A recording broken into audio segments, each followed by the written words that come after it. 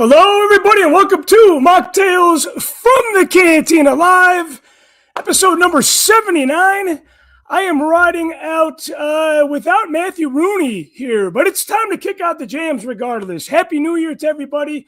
Our first show here of 2026. We are celebrating our 5th year on Patreon and our 5th year anniversary of Machtails Live. Be sure to check out that link in the show description. That will get you some temporary free access. I don't want to piss off all the people that have been supporting us for all these years, and I thank you for that. Speaking about supporting for years, good friend, brother, and show producer Brian Klein will be here to talk all things Stranger Things, just the two of us. Just the two of us. No, I don't want to sing. I probably am singing because this is the first show that I have ever done live without an adult beverage.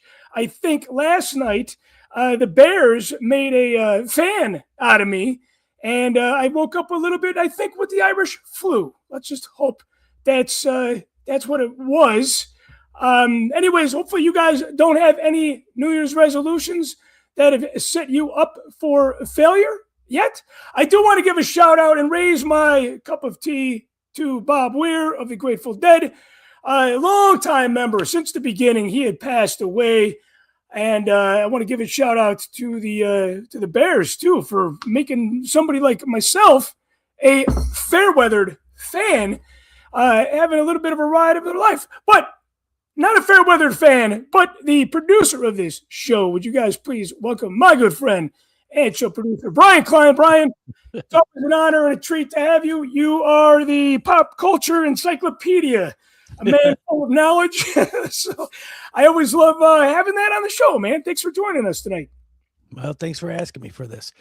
You know, I thought of this. I thought of you right away without you and I even really having a discussion, I think, about Stranger Things in the past. I was super late to the party. But like my brother Brad Riverdale said, it's better to be at the party late than not attend the party at all. I want to ask you, when did Stranger Things start for you? Hopefully it started way before 9 years ago. I binged season 1 that opening weekend when it was released. Like was there day one, mainly because the advertising campaign was really interesting for it. I saw a trailer for it in the theaters that summer. I forgot what movie I even saw. It was probably a Marvel movie or something, because I was with my cousin and we watched it, and they showed it, and plus that original poster for season 1 kind of had a Drew Struzan effect to it, and it looked just really cool. And then I did a little deep dive into the just the story of it, and I'm like, this is perfect because these kids are literally like almost the same age as I was in the show. So I binged that first season, and I got done, and like that Monday at work, a couple of friends of mine that watched it, we sat there and got in trouble because we talked about it for like 2 hours. And was a vice president at that time. I'm like, okay, well, we got to get back to work, but I couldn't help but talk about how great the show was. Yeah, here we're looking at the poster right here. It is the poster from, I believe this would be season 1. That was pretty much the advertising that you would see anywhere for that. And yeah, I mean, I think the hook too was that it basically, I remember seeing someone, I don't even know if I came up with this or I remember reading it, but it was just like if Stephen King met Steven Spielberg. And I go, that hooked me right away then. Right when that comparison was made, I'm like, perfect. So, you know, I don't know why it took me so long to watch the show, because I never shunned it. I never was not interested in it from the beginning. I was like, that show is probably not for me. Obviously, it definitely appeals to people of Stephen King fans, Spielberg fans, George Lucas fans, and so much more. The Duffer Brothers, who created the show, have been very vocal about all these influences, and even taking scenes from other movies and pretty much lining up the exact same shots to pay tribute to what inspired them. One of the things that I did love about binging this, I watched more TV from December 27th to January 7th that I did the whole entire all of last year. And it was really cool because I don't think I would have been able to, this show, right, 5 seasons over a 10-year time, I think I would have always wanted to go back and re-watch the other seasons. And there were so many cliffhangers left at the end. I was like, oh, not us. I'm like, we could just resume to the next episode. And So wait, did you binge? You hadn't seen any of it up until a couple weeks ago? Nothing. Not one episode. Oh my God. I thought it was like you were like got in on season 3, but that was no. Okay, so No. I did not see one episode. My wife Michelle had watched some of it, and then when I heard season 5 was coming out, I'm like, you know what? I got some downtime. I would really like to just binge this show, especially because season 5 was announced as the finale season. So I'm like, okay, I don't have to wait. I'm going to sit down, watch it all. Okay, the first 2 episodes, the first 2 seasons, I thought were very, very good. But my wife and I kept having the conversation. I don't know how they're going to be able to make this into 5 seasons. Like, we're really curious on how are they going to drag this into 5 seasons. And I felt like season 1 and 2 were a little bit of a slower burn, but definitely season 3 and 4, I believe what my friend has always told me, if you're a fan long enough, it starts paying dividends. And season 3 and 4 were absolutely amazing. Did you feel the same way about season 1 and 2 versus 3 and 4? Not really. I think it's because I did pretty much what you were saying is like before season 2 came out, I rewatched season 1. And before season 3 came out, I rewatched season 1 and 2. And it keep going. So over the summer, I did the thing where it's like, if you start now and watch 1 episode a day, you'll get you'll finish the end of season 4 like the day before Thanksgiving, which was when they released the first 4 episodes of season 5. But I didn't do that. I started on that day, but I was finished like 2 weeks ahead of time because I couldn't just watch one. Even though I've watched the episodes, especially season 1, I think I've watched season 1 probably in its entirety about 5 or 6 times now, just all the way through. But it still had that suspense to it. And like, I knew what was going to happen, but I'm still just like, oh my God, just being on the edge of my seat and being fully enthralled. You know how there's shows and stuff when you're watching it or movies, you'll sit there and check your phone sometimes and sort of have to not pay. You could be a passive viewer. With Stranger Things, it's almost like I didn't even have my phone was there, but I'm like, I'm not even checking this. I'm watching it and just being you were pulled in. Oh yeah. And just because it has that, that quality to it. Even some of the ones that there were some things where, it wasn't as bad as some shows. I think season 4, no, hold on. Which was the one? Season 3 was the one with the mall and the Russians under the mall and Billy. There was some of that where the storyline sort of pulled itself a bit, but nothing crazy to where you were like, okay, move on. Not like there's some shows that you see like, okay, they made this into 8 episodes. They really could have done it in like 6. Like they just want to make more episodes. Yeah. With this show, though, the storyline, especially, my God, season 5 was just once the pedal hit the metal, it didn't stop for like the whole season. So you're sitting there watching those last 3 seasons that came on, or the 3 episodes that came on Christmas and the finale that came on New Year's Eve. You're like, there's nothing down here, really. So. Yeah. It was definitely a show that pulled me in. And one of the things that I've kind of realized, because I've been kind of deep diving into some interviews and some bonus features, if you will, clips on YouTube and Netflix, that sort of thing. The budget for the show grew as it grew very, very big because I think season 5 was like $450 million. Man, but I mean, even going back to like just the first, I think it looked high budget from the beginning, but I think 3 and 4 is where it's like, oh my God. I'm like, I was thinking to myself, how much money did they spend on this fucking show? Now, let me ask you this before I forget, because you binged the stuff so quickly. How much of a suspension of disbelief that you had to add that guys like, I think Mike was the biggest change from the first season to the 5th season was 10 years. And that actor, you're trying to believe that he only aged like 3 or 4. When all of a sudden Mike in season 5 went from being this, how he was in season 1. You could watch the progression when you were watching it over a matter of a couple of weeks. Like, dude, this went from a kid to like a grown ass man in like no time. I mean, that was mainly because yes, it did take a lot of time, especially seasons 4 and 5. I mean, season 4, I think 4 of the episodes were damn near 2 hours, and the finale was like almost 3 hours. So like those are full on movies. Yeah, for sure. I want to say my first impression on the age and the growth of these characters physically when we started watching season 5, I was like, okay, they don't look as old as I would think they would have been. That was my first impression.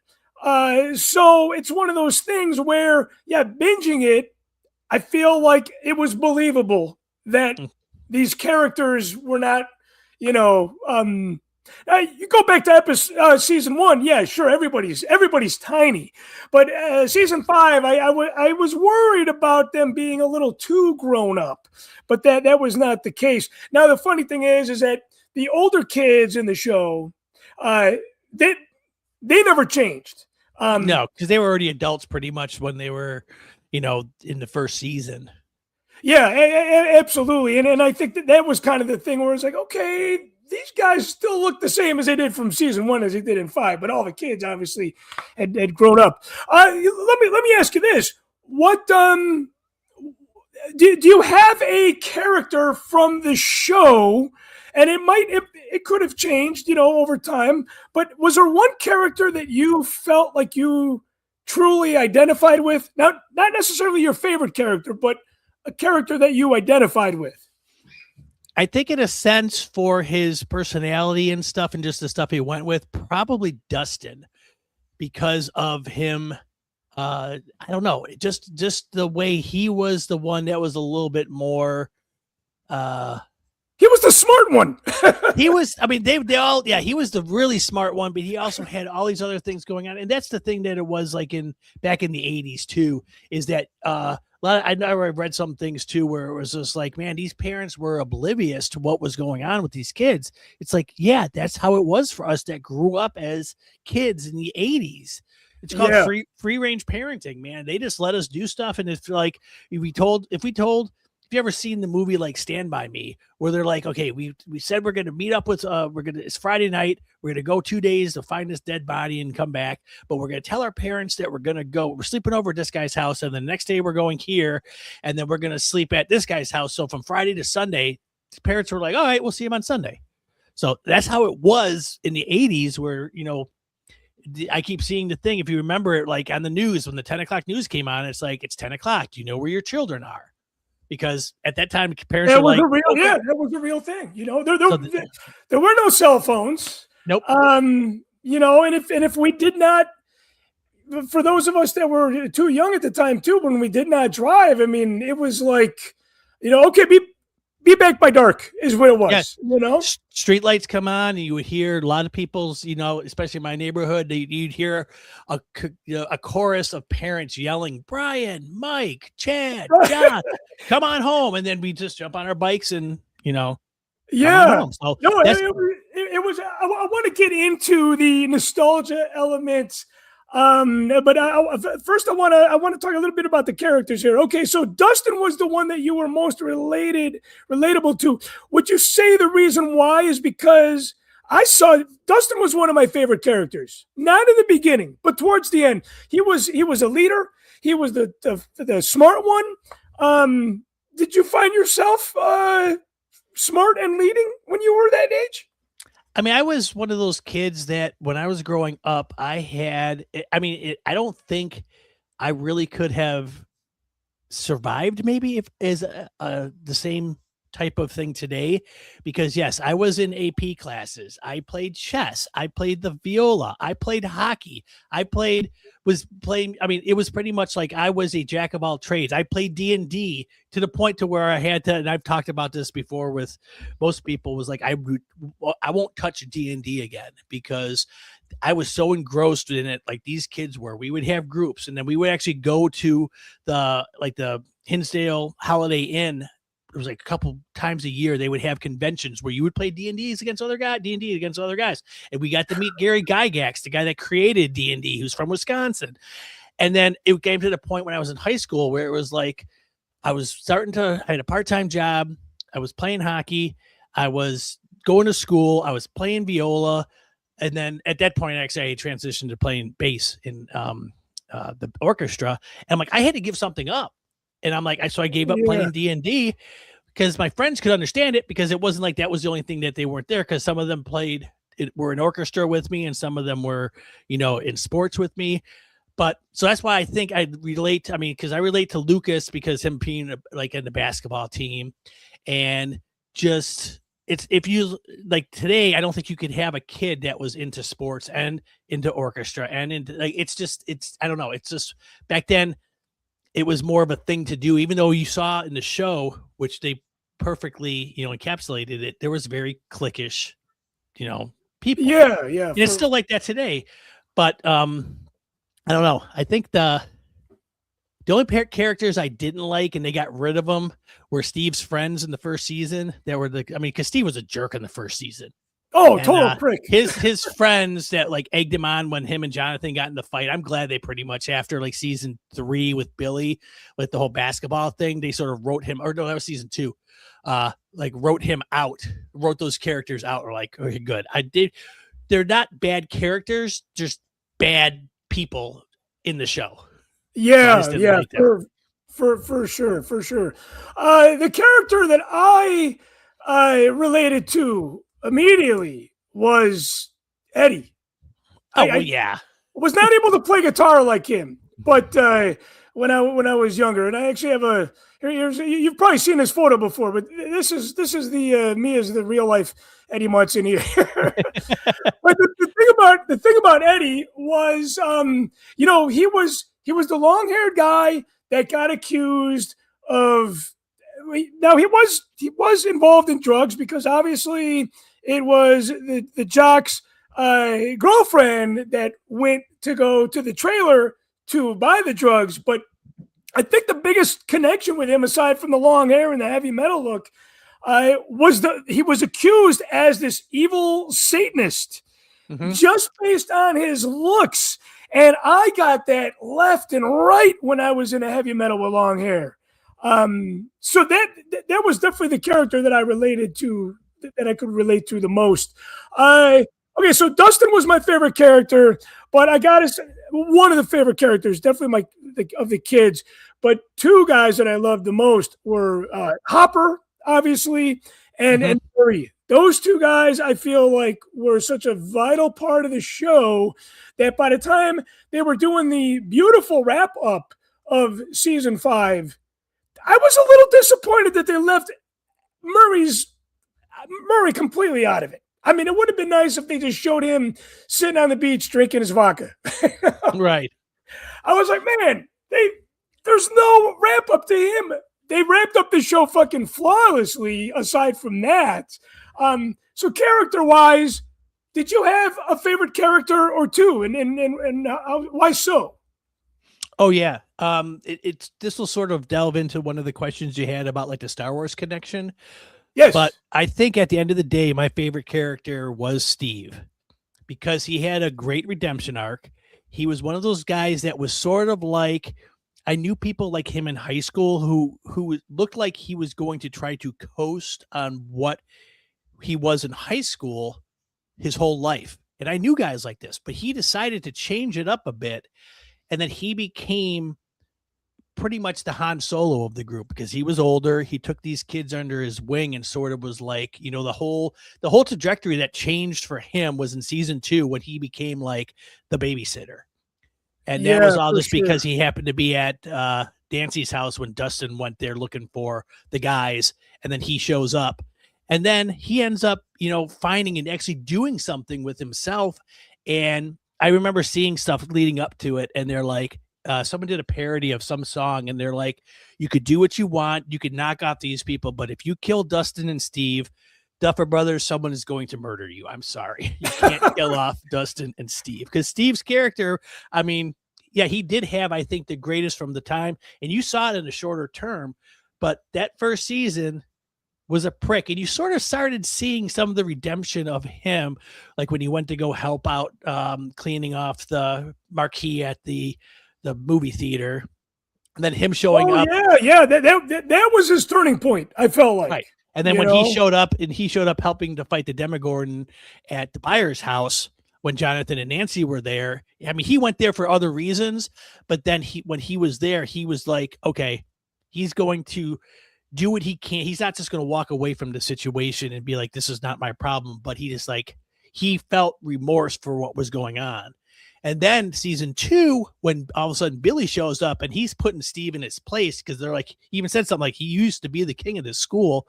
Now look who's king, because Billy was a prick. I mean, he was a good character, but he was another guy that was just like a prick to begin with. He didn't want to be there. And then once he got like possessed, it was sort of just like, oh, forget it now. He's just over the top. Just a prick. And I felt like with Billy, I felt like it took them a long time to start answering some questions, and I feel like they did answer them, especially in 4 and in 5.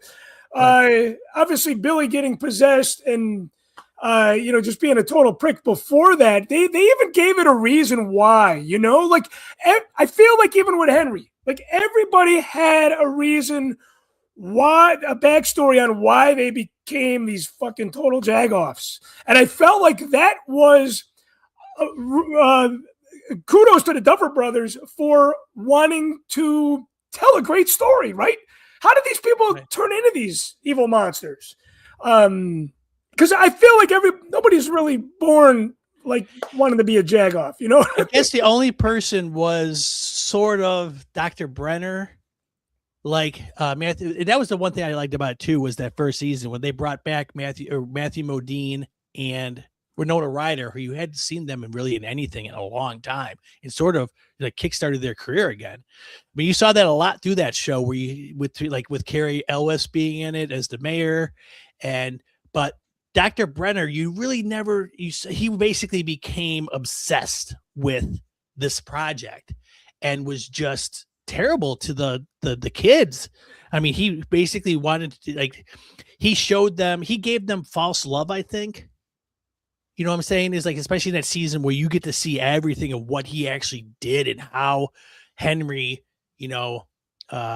became what he was, and the torture and just like them pitting against, I mean, I don't know. It was just like, he was trying to get that, it borderlined on eugenics almost, with like what the Nazis were trying to do with creating the perfect, race. But some of the scenes too with him, especially when, oh my God, when he tricked 11 to taking off that restraint that he had, and now all of a sudden he's got his power. Yeah. Man, that fight between the two where she basically pushed him into Dimension X. Right. It was funny when I was watching this. And I want to talk about nostalgia a little bit, but 2 notes. This, I felt like, with the rainbow painted on the wall, that brought me back to my preschool. Okay. I was like, okay, this feels nostalgic even. And this, of course, I believe happened in 1978, 79 in the storyline, right? So this is pre-1980s, because obviously this is before they got there, right? What the thing about this scene, though, was he had I liked Henry at first.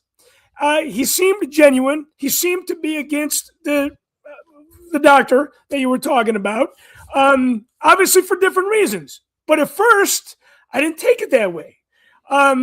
because we knew that 11 had a problem with the control, with authority there. You know, she was forced into what I like to call, like, you know, the experimental part of what they were doing at the lab.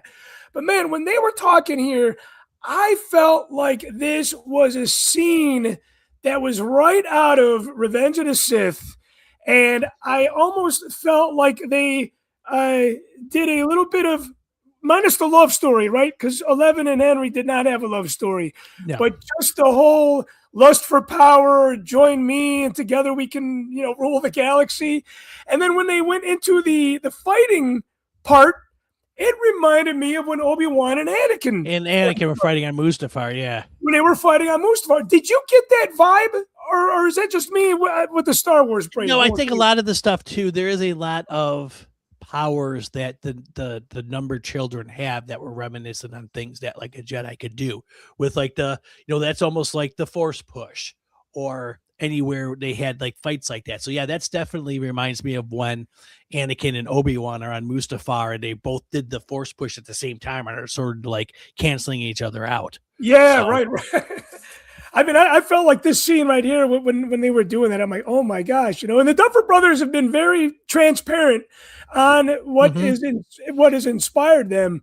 Everything from Jaws to Cujo to Aliens. Now they did say that Aliens 1 and 2 were some of their most favorite movies. Aliens is up there with Empire Strikes Back for me. I will say that everything that they were inspired by, right? We had Sean Astin coming from Goonies. There was Goonies and a lot of there was a smidge of Goonies in here. I thought this TV show was too dark to be Goonies. It felt more like Red Dawn to me. You know, the high school kids versus you know, the Soviet Union kind of scenario. But we had Sean Astin, we had Linda Hamilton, and we had Paul Reiser from Aliens. Right. How fucking cool was that? You know. They had, and I've read this too, and it's great because I didn't want to not forget this, is that they had a plan from seasons 1 through 5 from the beginning. Like it wasn't like they did season 1 and they're like, what are we going to do now? They had an outline, and which is obvious because of the throwbacks, that stuff that might have been throwaway in season 1 or 2 came back later on. And you're like, oh my God, the seed was planted there. The only time I've ever really seen this, if you remember back in the 90s, there was a show called Babylon 5, which was about it was on the same time as Star Trek Deep Space Nine. There was a space station that it was focused on, but there were little throwaway scenes and even stuff that happened in the background of like season 1 that showed up when they did like a time travel thing that was something that happened later on in season 4. And so it was like with this, it was, they did like the as much as I love Lost, you could tell that they were sort of making stuff up along the way. They didn't know exactly what the end point was. With this one, is like, this is what we're going to do. So much to the point that we're like a lot of the reveals they had with season 4, with Henry being, you know, Vecna, and season 5 having the upside down wasn't like this parallel universe. It was the bridge to another world that was only discovered because 11 pushed and forced Henry into it, and then he created the upside down pretty much to try to connect the worlds together. So right. Man, that scene when they went to blow up, when they were in the upside down lab, Hawkins' lab, and Dustin finds the notes, and he's running like, oh my God, stop it. And then they shoot the thing off. And the next thing you know, it's like they create a hole in the wormhole and like, oh my God, we're all going to die. Like we just we're stop doing it. So, and I feel like they did a good job explaining that, but I did feel like they definitely saved that important part of the story until like very, very late, you know? Yeah, that was in the second drop of episodes where they were like, when they went back there, especially with that whole, man, the whole scene when Nancy and Jonathan are up at the top with the melting rooms and all this other stuff. And they're sitting there going like, how are they going to get out of this? And then it's like with them running up. I mean, when finally, the only part I didn't like about season 5 was the disconnect that Steve and Dustin had, where they almost, they were fighting each other, physically fighting each other in the Rainbow Room, in the Upside Down. And I'm like, come on, you guys got to get back together. But then they finally realized that, cooler heads prevailed. They need to be able to put this past them now and then save the fucking world pretty much. I mean, they're saving. Yeah. They don't realize that how much that there's another great thing about the writing is that there's always multiple, there was like at one point, like 4 bad guys going on there with like the US government. And then you've got Vecna's group, and then you got the Russians, and they're all fighting these teenage kids that are pretty much trying to stop everything. Yeah. Well, I feel like the intensity too later on in the later seasons was just it was really like on the edge of your seat entertainment, and it was like I need to keep watching this. I believe there were only like 4 times throughout the entire season, 5 seasons, where I was like, okay, this is a really good spot to stop, and we can start binging tomorrow, because I felt like a lot of episodes just kept like cliffhangers, like I gotta see what the fuck happens to my on the next one. So okay, there is obviously heavy Star Wars tie-in, and not as much as one would think, right? But there's enough where it's like, okay, it is the 80s. They showed Ewoks on the TV. That was a nice little tribute to kind of show what year it was, even though they told you, but it was like, okay, yeah, Ewoks would have been on the TV. I really, really loved the use of the Millennium Falcon. To me, this was like, yes. Okay, this is really cool. And to be realistic about it, I've said this before. We've talked about it before. After Return of the Jedi came out, we were growing up. We were getting interested in other things. Star Wars was just reserved for, the Ewok TV shows and the Droids cartoon, that sort of thing. The dark times. We started to see less and less Star Wars in the show. But then Dustin referenced searching it like for the shield bunker on Endor. Right. And then he was like, I couldn't have been more wrong. And the cool thing about that was, and if I believe too, that's not like that 70s show that had like they were playing with the toys, but it was the Power of the Force stuff. That was actually like the Power of the Force 2, the stuff that came out in the 90s. Because when they showed Luke on that 70s show, it was the He-Man buff Luke. It's like, that's not the figure from the 70s. Yeah. This is actually like like a Kenner Millennium Falcon. So. Yeah, sure. Yeah. And then there was the scene where Will was showing 11, the action figures. Mm-hmm. And of course, that was right out of E.T., right? And I believe it was maybe Yoda. But I definitely loved the Star Wars references in this series. Now, I will say the nostalgia here overall, I would say it was nostalgic, but I feel like there were other shows, Super 8, for example. I felt that thing just reeked of nostalgia, where this took place in the 80s, made you think about stuff like, when they were in the mall and the Star Wars stuff and the arcade, that sort of thing. But I did not necessarily think that nostalgia was a number one factor for me, because it just was not as nostalgic as one would think, for me anyway. How do you feel about the nostalgia that was portrayed throughout the series?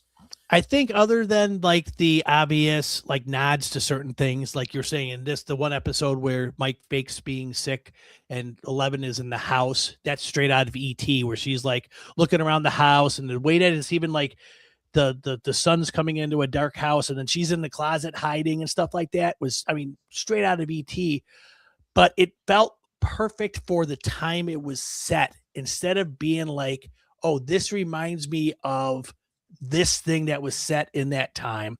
So the nostalgia for me was the authenticity to the time period. Even so much so, like in the later episodes, whenever they would go by something that had any kind of like the movie theater or the marquees, or like when they were in the ball, Back to the Future, that time of the summer of that year, Back to the Future was in the theaters.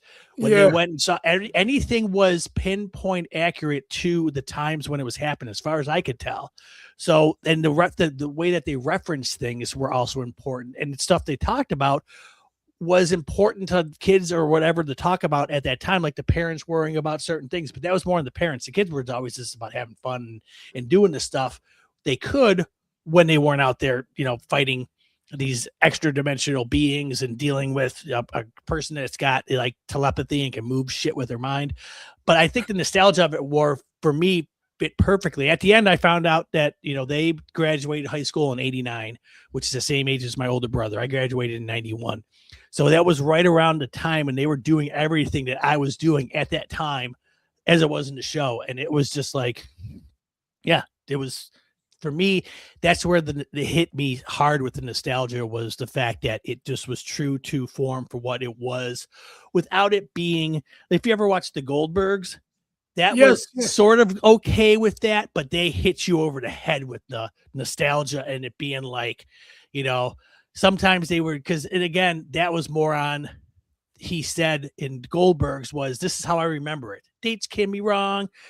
It could be a little bit off on a time frame, where this one has to be, this is taking place at that time. So they have to be very, like they can't be like, oh, that car was not around until 87 and this is supposed to be 85. Something's wrong here. Right.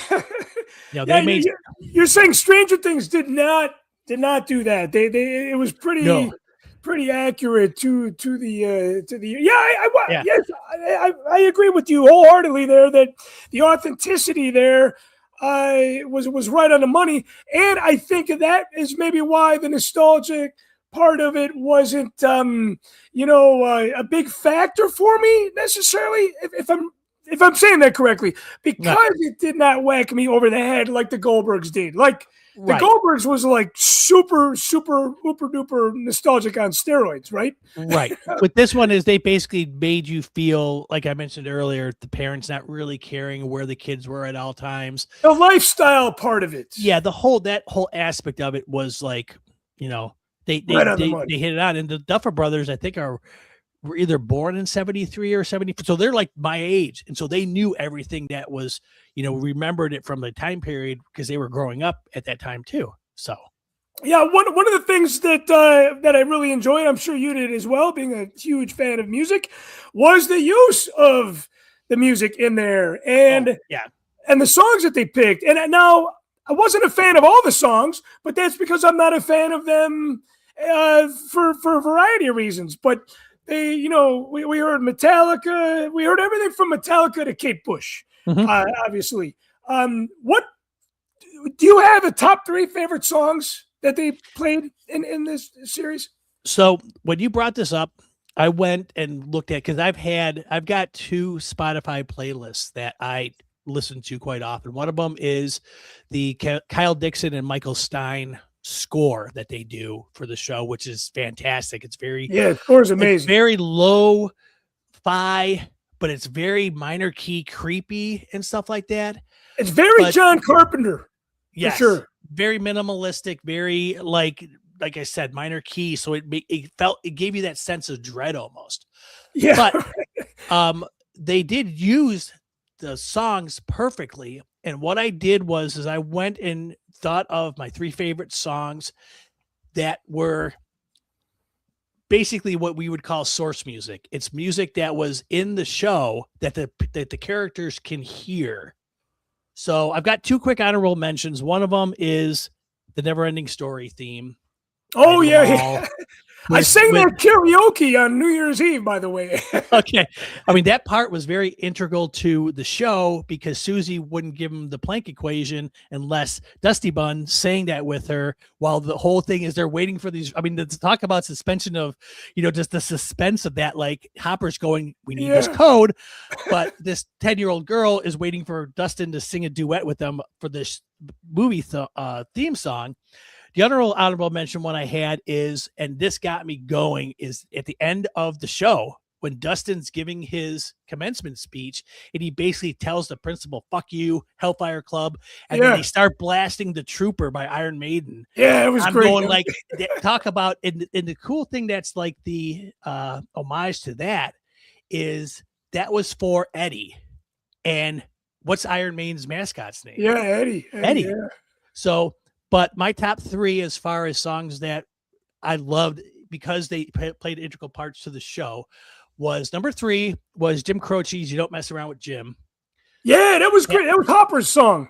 That was Hopper's song, and he's singing it and playing it, the record in the cabin to Elle, and being like, singing along with it and telling everyone how important to him that this song was. Yeah, that was great. My number 2, and this had to come down to because it's very integral to the characters, but I feel that the number 1 is more integral to his storyline because it helped him more. So number 2 was "Running Up That Hill" by Kate Bush. That was Max's saving song. Yeah. That brought her back from multiple times. That was the thing that brought her back when in season 4 and in season 5. But I think the most integral song to the whole show, and it was basically the premise of season 1, and then it came back again later on, was Will's theme pretty much, which is "The Clash, Should I Stay or Should I Go?" Oh, yeah. That was the first thing, especially when they're trying to get in touch with him in the Upside Down. And Will is sitting there and he's like trying to keep himself calm. And he's just like, "If I stay, it should be trouble." Like he's singing that song to sort of like reassure himself that things will get better. And then that was always that song that they were playing too, to get him to come back to out of Vecna's grip. So I think that is, for me, it's always been a great song of mine. I love Combat Rock. That's like one of my favorite albums of all time. And for them to have that song, I think that's one of the things that hooked me too, was that first season where they were using like The Clash and they were using like "Nocturnal Me" by Echo and the Bunnymen, or "Atmosphere" by Joy Division, or "Elysia" by New Order, which were songs that were very Jonathan-esque, because he was always that guy that was listening to them, Echo and the Bunnymen and Joy Division. He didn't care about Cyndi Lauper and, other stuff, which, by the way, at the end when they're confessing to stuff, Nancy and Jonathan, and she's just like, "I hate The Clash." So yeah. I'm like, oh my God. I love they had her. You know what? Great point.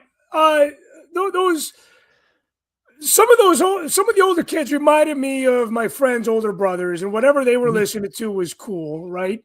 And I thought it was cool that Nancy said that she hated that because there's a lot of music from that era, but different strokes for different folks, right? Everybody had their own little categories of music that they listened to, and man, talk about when you're in junior high school, especially.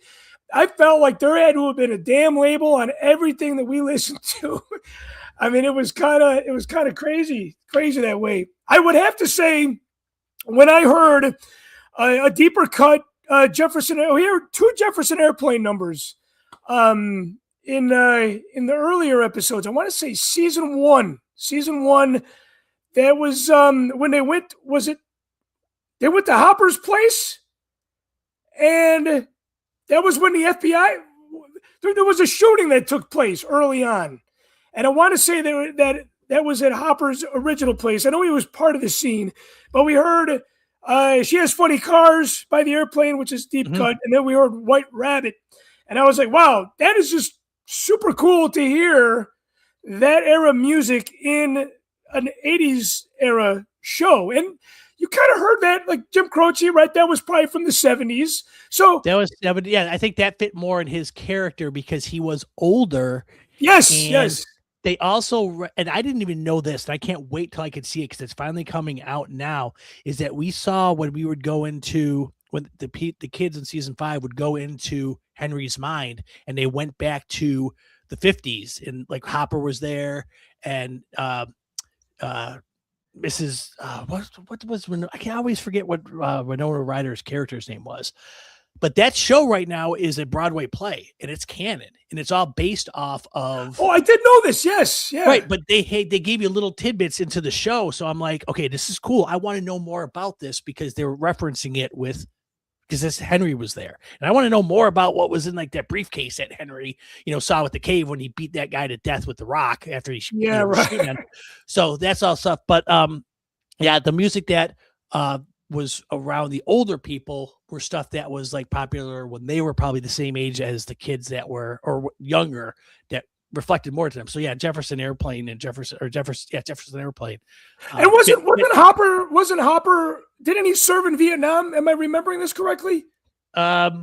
I believe it was, because that's when he came home and had the kid, and then she had the cancer. Yeah.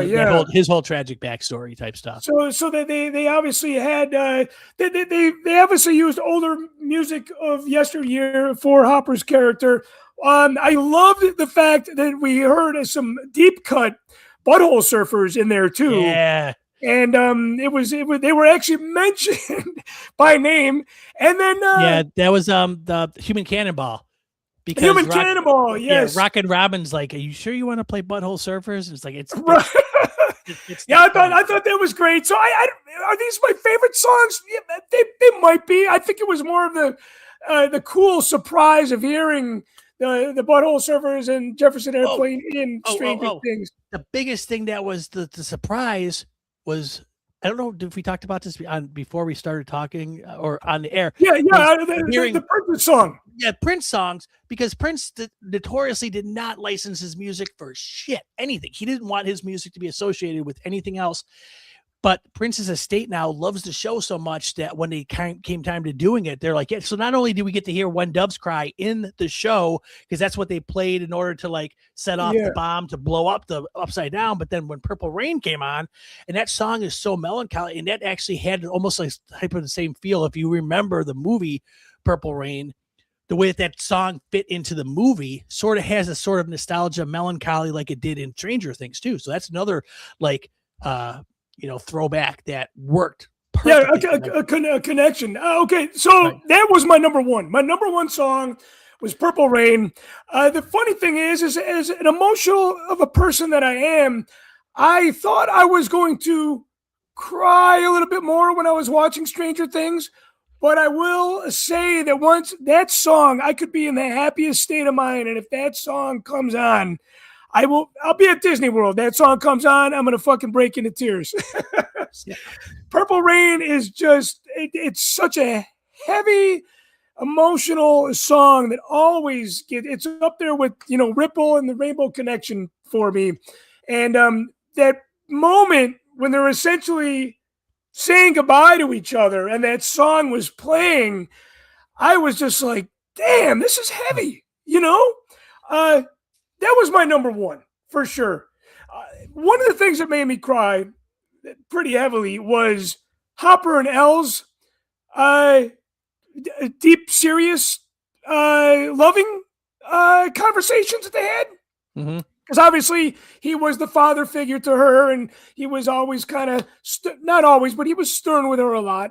But there were some moments where they were just so heartfelt, and they talked about him losing his daughter and what she meant to him. And my God, that was just, my wife, I'm getting a little emotional about talking about it right now because that scene was just so heavy. She goes, oh yeah, I know you're crying. I don't even have to look at you. And then of course, when Elle was reading the letter and he was, you could hear his voice, man, that was so intense, so heavy for me. Those moments definitely pull the heartstrings. The one, I'll say this, and it's been like the controversial thing of season 5, but the way that they pulled it in as far as how critical it was to the storyline was Will's coming out. Yes. And I saw people so much, they like review bombed that on Metacritic and Rotten Tomatoes, but I was just like, I thought that, I mean, it was very pertinent to the story because Vecna was using that as a way to keep controlling. You found out, man, at the end of episode 4, when they're in that showdown with the Demogorgons, and all of a sudden they all freeze and it's Will doing it. I'm like, holy shit, he's got the power.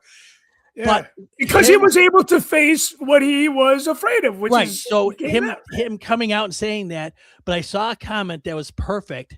That was like, there's 2 types of people that had reactions to that. Either people that were crying watching it or people crying about it. Don't be the latter.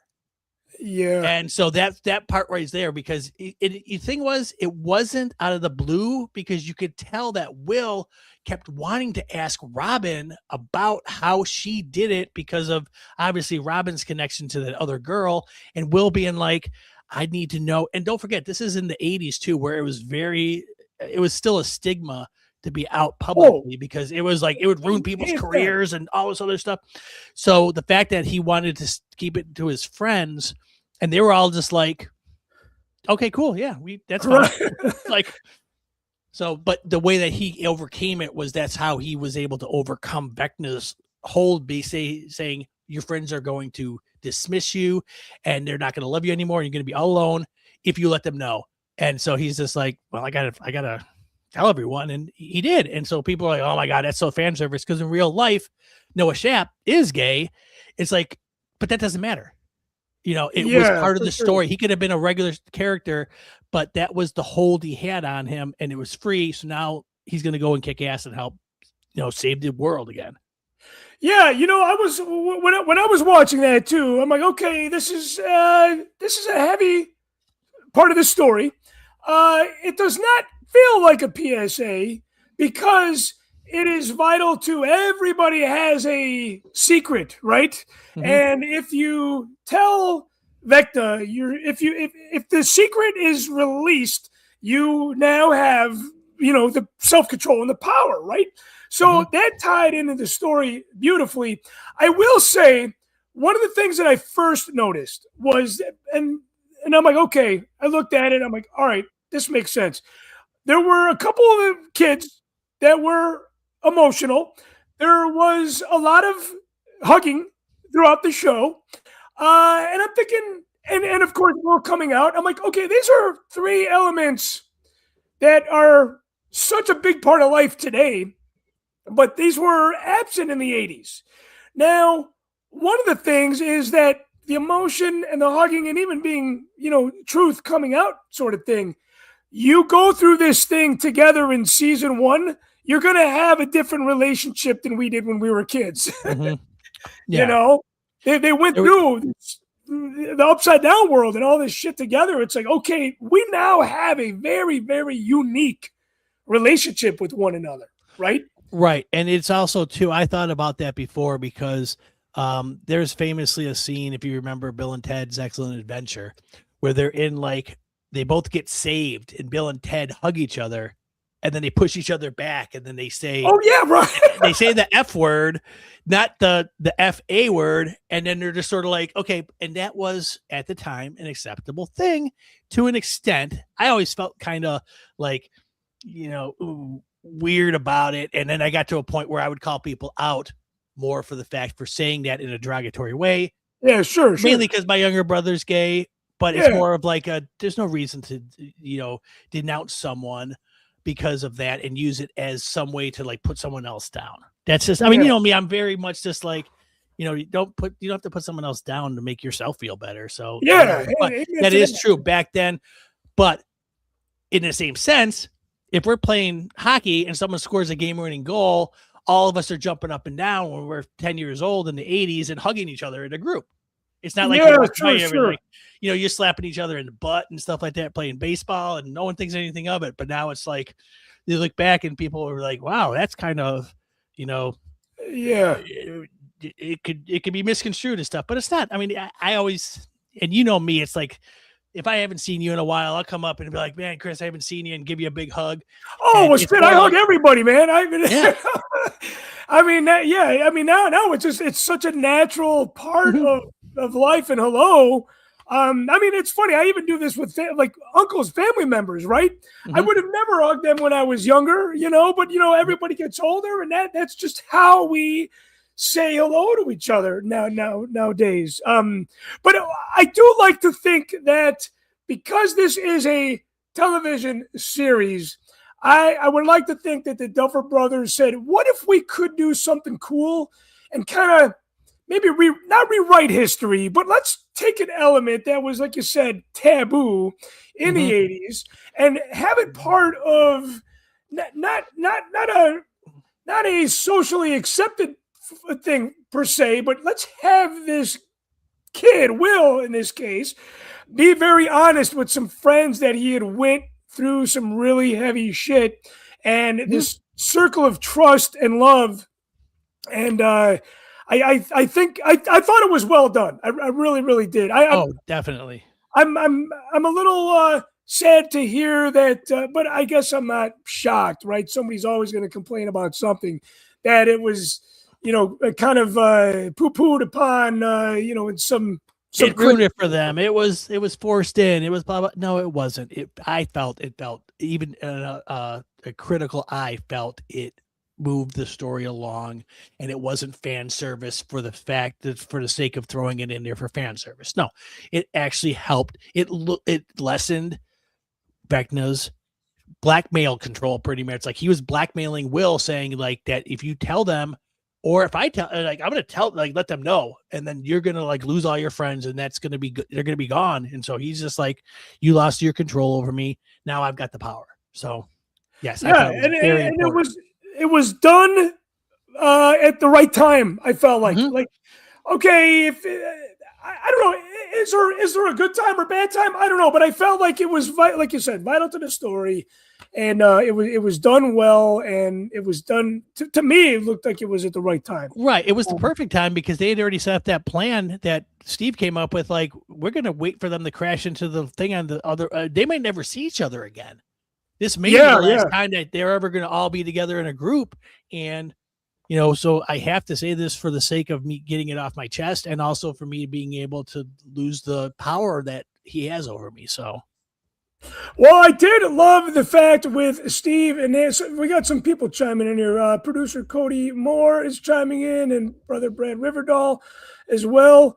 Cody says it was very nice to see representation set in the 80s, especially since rights are still up for debate today. The show had a great lessons all around. Yeah, great lessons all around for sure. And then he says, Nancy and Jonathan's conclusion was very mature and needs to be a more regular occurrence. I did like Nancy and Steve. I'm sorry, it wasn't Steve. It was Jonathan. Jonathan, when he proposed to Nancy, is it right? When he anti-proposed to her. Like, Nancy, will you not marry me? Yeah. So, but man, talk about when these guys were just, hey, we're gonna die. Let's make confessions. Right. Yeah, and I think what Cody's saying is that people need to do that more days. Like, just be open and honest with each other. It's always the best policy. It's always the best policy. And I got to say, there's been a lot of disappointment with, I know you Lost guys were super pissed off when Lost ended the way it did. Sopranos ending was mediocre. We've seen this happen in TV shows before, but man, the ending here, just wrapping up everybody's story, except unfortunately Murray's.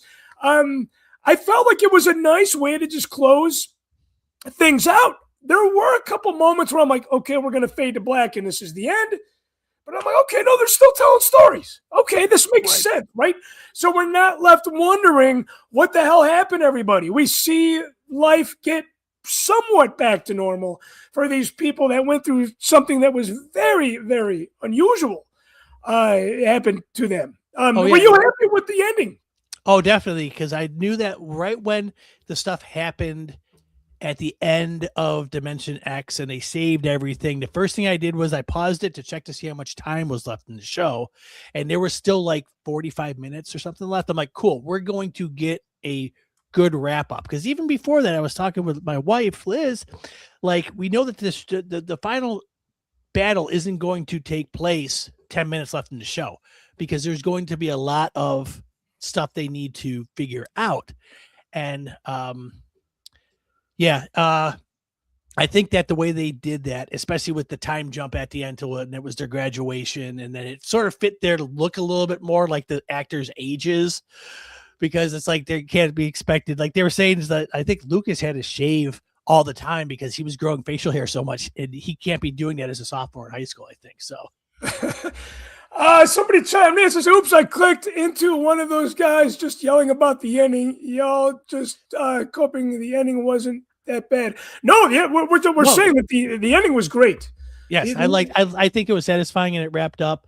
The one thing that I was sitting there, and when stuff happens sometimes and it doesn't quite line up, when 11 was standing there in the portal and the stuff is happening and she's talking with Mike, and I'm going, how is she doing this? She's still within that zone of stuff with like the that weird thing that the military had, the noise that basically canceled out her powers and powers. And I'm going, how is this happening when she's still in that zone right here? And so that made me think for a bit, like, what's going on? And then when Mike gave that story when they were playing D&D about explaining what his theory was about Elle, and then you do find out that she's somewhere else there right now, still alive. She did it for the safety of everyone. Obviously, she knew that if she was going to be still around, the government was going to keep looking for her because they wanted to, obviously that was the reason why they were doing what they were doing at the end, was just to try to replicate her, to make an army of her, to do whatever. Sure. So she had to basically just fall off the grid and be like, this is the best for everybody, and I can't let them know. But Mike picked up on it, that the same thing as I did, was she couldn't have been doing that from where she was. And then when you see that little montage of her going through the tunnel, and it was all an illusion by Kali, who was still alive, like hanging on. Yeah, right. It was like, okay, cool. Because I'm thinking to myself, I'm like, the only person they're going to kill is Elle. Okay, well, I was expecting a lot more people to die from the main cast. There were times when this TV series felt a little bit like Rogue One to me. It had that darkness. It had all these characters just fighting one battle after another. And it seemed like every time they put a fire out, a new one would begin. And again, that's a tip of the cap to the writing, because it was edge of your seat entertainment, like I had said. And one of the things that I wanted to talk about at the very, very top of the show, and I know we're running out of time here, was that the editing and the cinematography and the special effects were so fucking good. I felt a little dirty, because I was like, man, how come we can't get some of this in the Star Wars TV shows? I mean, I felt like Netflix spent so much money on this, and they did such a good job. And when you have great cinematography, great special effects, great story writing, great editing, it's really hard to not like this show, And did you see who one of the guys who I think he directed at least 2 or 3 episodes maybe of season 5 was Sean Levy, the guy that is doing Starfighter. Yes, in Star Wars. And he was just on he was just on late night television last week, and they were teasing the Starfighter movie. But Sean Levy, he fantastic. The special effects supervisor, which his name escapes me, but I believe Sean Levy had also said this, is that the effects were as good as they were because you needed both mediums. You need the practical effects, and you do need it mixed with some CGI for it to pay off 101%. And I feel like nowadays, the way that I see it, it's either we're getting all practical, which is rare, or we're getting all CGI. The blend of effects that these guys did in the series, especially, as it got later, right, when they started having a little bit more money, it was great from the beginning, the effects were, but it just, I don't know, man. I can't say enough about the way that this show looked and felt too, Definitely. So, okay, we know that there's going to be the animated series coming out, the Tales of, and I'm excited about that. I'm going to watch that before I binge the Clone Wars. Where, I know, like I said, you're an encyclopedia here. Do you think we're going to see any more live action of anything from Stranger Things, or do you strongly believe that this truly is the end of the show? I think it's the end of the show for this group. I think that they will, and I think the Duffer Brothers have even said something that they were going to show it from, because we knew that this place, it was, I mean, yes, Hawkins was the center point of it. It was, ground zero for the whole thing, but we knew that there were doorways forming in like Russia. And that, so there could be stuff that was forming in other places where they could say, this is what it's going to affect, how they affected that. Do I want them to? I don't know. They've had some good canon novels out. Like there's one that pretty much explains, like it's the first in the series that explains Elle's mom and that whole pregnancy thing and her, how she came about. And then there's one that's got a little bit of Hopper's backstory. Those are the only two I read, but they give you a bit more just explaining of what some of the characters and what they were. I would like to see something maybe that delves like that. Or, I mean, if it's good enough, I would like to actually see what Duffer Brothers can do, because they've been doing this for the last 10 years and pretty much haven't really done anything else. Right. How could you, right? Yeah, let's see what else they can do. So. Yeah, amen to that, man. And again, what a great series. I'm surprised I got to it so late, but I'm glad I binged it like I did. Brian, thank you so much for joining me on the show today. Always a pleasure to have you along. Thank you for producing the show as well. I want to remind you guys too that we are celebrating 5 years on Patreon, along with the 5th year anniversary of Mocktails from the Cantina Live. There is so much stuff that we did not get through tonight. It's really difficult to wrap up 10 years, 5 seasons in 1 hour, just having a great in-depth conversation about what we took away from this and what we loved about such a wonderful television show. So I apologize if we spoiled anything for you. I don't feel bad, but I apologize anyway.